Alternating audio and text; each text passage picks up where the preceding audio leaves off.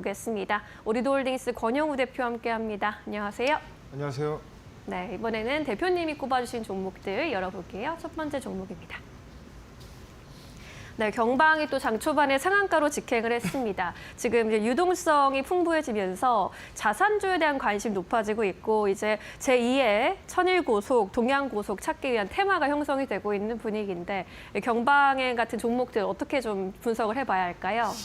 일단은 테마가 지지난주부터 시작을 해서 서울 고속터미널 재개발하는 걸로 먼저 천일고속이 지분을 가지고 있다 보니까 한번 폭등이 나왔었죠. 그런 다음에 이제 이 약간 단발성 아닌가라고 했는데 지금 테마군 안에 이제 속해서 경방이라든지 오늘 같은 경우에 삼표시멘트 그리고 어제는 신원종합개발, 롯데칠성 이런 종목들이 우후죽순 올라온다라는 거는 테마가 강하다라는 거거든요. 또 이제 이렇게 부동산 가치로 이제 평가를 받아서 올라갈 수 있는 어떤 전제 조건이 필요한데 이게 부동산 쪽의 업황이 좀 좋아야 됩니다. 그래서 이제 미국에서 FOMC가 금리를 인하하다 보니까 건설 업황에 대한 이 성장 섹터에 자금 유입이 되지 않을까라는 기대감이 먼저 조건으로 좀 작용을 한 것 같고 지금 미국에서도 지금 보면 캐터필더 같은 건설주들이 상승이 나오고 있거든요. 그래서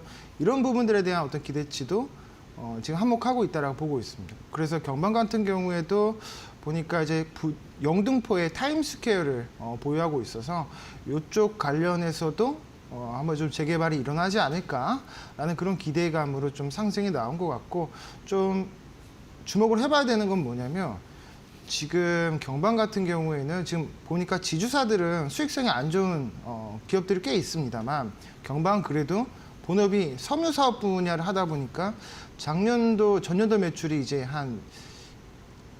영업이익이 한 300억 정도 나왔거든요. 300억 정도 나오고 지금 자산 가치가 한 1조 2천억 정도 됩니다. 그러니까 실제로 땅뿐만 아니라 본업에 대한 어떤 가치, 지금 실물 자산에 대한 가치도 굉장히 높다. 좀 이렇게 좀 말씀드리고 싶고 이게 이제 상한가를 가면서 전고점 돌파했기 때문에 추가 상승에 대한 가능성이 더 열려 있다라고 보고 있습니다. 그래서 이제 요거를 이제 수급으로도 좀 보면 외국인은 일단 매수를 하고 있는데 이제 기관이 어제 보면 좀 팔고 있죠. 사실 이런 종목들 같은 경우에는 수급이 큰 의미는 없습니다. 왜냐하면 이제 테마주들은 사실 수급보다는 어떤 테마의 그 재료를 파악을 해서 단발성으로 끝날 건지 아니면 내년도까지 이어질지 그런 거를 사실 주택을 좀 체크를 해야 되는 포인트인데 내년 지방선거가 있습니다. 3월에.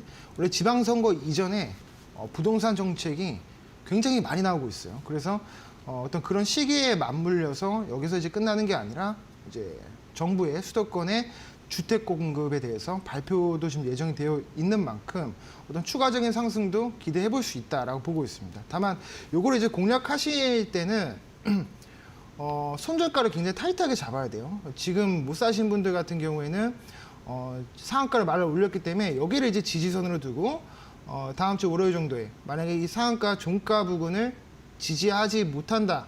그러면 좀 손절을 하는 방향을 고려해보고 만약 지지한다라고 했을 때 상한가 종가 부근을 이제 매수 타점으로 잡아봐도 트레이딩 관점에서는 괜찮다라고 보고 있습니다. 그래서 이것도 지속적으로 체크해 가시면서 대응 전략 세워 나가셨으면 좋겠습니다. 네, 경방 짚어봤습니다. 테마주 성격이 짙기는 하지만 또 트레이딩 관점에서도 살펴볼 수 있는 부분이 있고요. 앞으로의 이슈도 잘 팔로우해 보셔야겠습니다. 자, 첫 번째 특징주 만나봤고요. 이어서 두 번째 특징주 열어볼게요. 네, 삼성 에피스홀딩스 살펴보도록 하겠습니다. 이제 미국이 생물보안법 사실상 통과 수순을 밟고 있다라는 얘기도 나타나고 있고요. 바이오 시밀러 관련주에게는 기회 요인이 되고 있는 이슈이기도 합니다. 오늘 제약바이오주도 전반적으로 괜찮은데 시세 어떻게 보세요? 일단은 에피스홀딩스보다 삼바가 더 가지 않을까 이런 생각이 처음에는 좀 들었었는데 네. 보니까 삼성표 유일하게 신약 개발을 하고 있는 기업이 바로 에피스홀딩스거든요. 이번에 이제 방광암 치료제 관련해서도 지금 내년도에 임상 1상을 진행 중이기 때문에 이런 부분들에 대해서 지금 프리미엄을 좀 받고 있다라 보고 있고 지금 미국에서 생물보안법이 지금 통과가 거의 확정이 되고 있죠. 그래서 지금 미국의 시밀러 쪽 매출의 대부분을 담당하고 있는 게 우시바이오, 그러니까 중국 기업이거든요. 그래서 중국 기업이 실제로 통제를 받게 되면 반사수에는 이 바이오시밀러 쪽에서는 뭐 우리나라의 셀트리온도 될 수 있고 또 에피스 홀딩스도 될 수 있다라고 보고 있습니다. 그래서 어떤 이런 모멘텀도 있고, 근데 중요한 건 뭐냐면 지금 본업인 바이오시밀러 쪽은 밸류를 셀트리온이랑 비교를 할 수 있거든요. 그럼 셀트리온이랑 비교했을 때 사실 이미 밸류는 받았습니다. 왜냐면 58만 원에서 한 60만 원 정도가 멀티플에서 적정 가치인데 지금 64만 5천 원, 막 9천 원 이렇게 올라가고 있잖아요. 요거는 신약에 대한 인상, 요 기대감이 지금 작용을 하고 있어서 그거에 대한 프리미엄이 더 받고 있는 상황입니다. 그래서 지금으로 봤을 때는 바이오시밀러도 일단은 매출은 좋지만 그 이후에 지금까지 8개의 바이오시밀러 제품을 출시를 했고 2개의 바이오시밀러를 개발을 이제 끝낸 다음에 2030년까지 10개 이상을 확대할 거다라는 그런 소식이 있기 때문에 요거에 대한 어떤 실적도 가져가면 좋을 것 같습니다. 그래서 이것도 수급을 보면 네.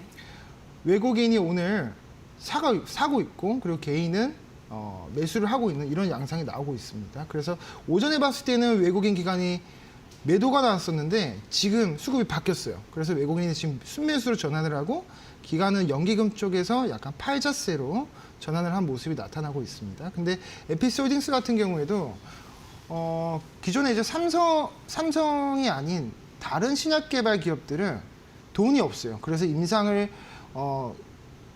1상을 진행하고 2상, 3상 갈 때마다 글로벌 빅파마들과 기술 이전 계약을 체결을 해서 마일스톤을 받습니다.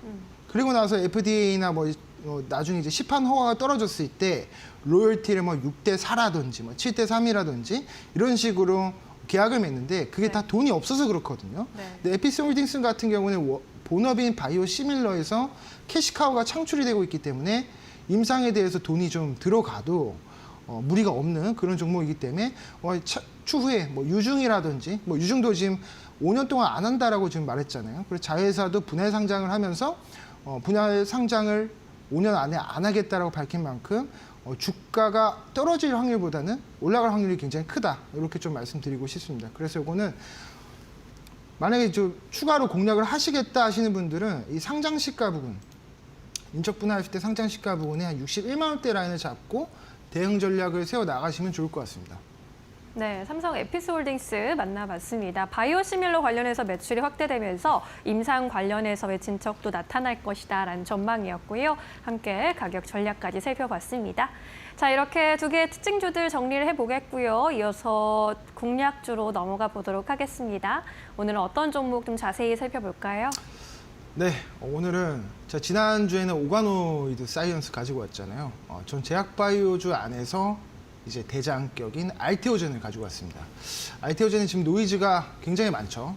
할로자임, 경쟁사 할로자임이 독일에서 이제 특허 관련해서 저번 주에 한번 노이즈가 발생했었고 그런 거에 대해서 이제 알테오젠이 반박을 했죠. 우리랑 ALTB4 플랫폼 기술이랑은 전혀 관련이 없다. 심지어 그 할로자임이 특허 소송을 건 게 가처분 인용된 부분이 엠다제라고 하는 기술인데 이 기술 관련해서는 할로자임이 만들어낸 상품이 하나도 없습니다. 그러니까 다만 특허가 이제 독일에 등록이 되어 있다 보니까 일단은 다리 잡고 늘어지는 겁니다. 그래서 독일은 워낙에 이제 가처분 인용률이 높다 보니까 일단은 받아주는 거예요.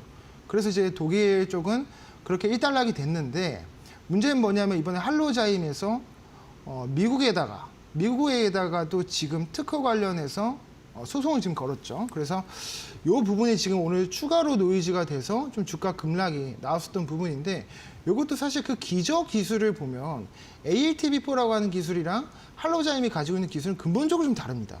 오늘 이제 알테오젠 측에서도 거기에 대해서 반박 자료가 나왔고 이게 이미 알테오젠의 그 키트루다 SC에 적용되는 ALTB4는 FDA 통과가 된 상태이기 때문에 이거를 미국 입장에서도 번복을 하기도 굉장히 어려운 상황입니다. 그래서 이 노이즈를 이제 기회로 좀 삼으시면 일단 좋을 것 같다. 이렇게 좀 말씀드리고 싶고 내년에 이제 코스피에 이제 알테오젠이 이전을 하잖아요.